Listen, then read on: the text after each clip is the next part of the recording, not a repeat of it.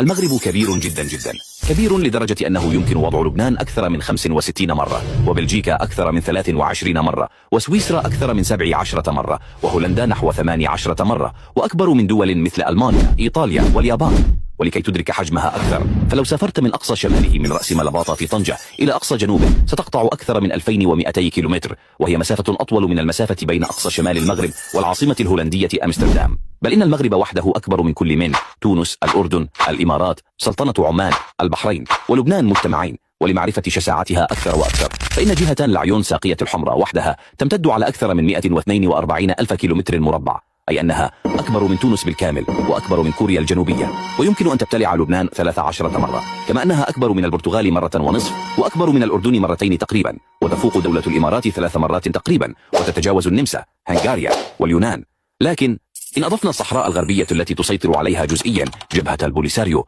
فإن الأعداد السابقة ستتغير، لأننا سنضيف حوالي 150 ألف كيلومتر مربع، أي ما يعادل تقريبا مساحة دولة تونس كاملة.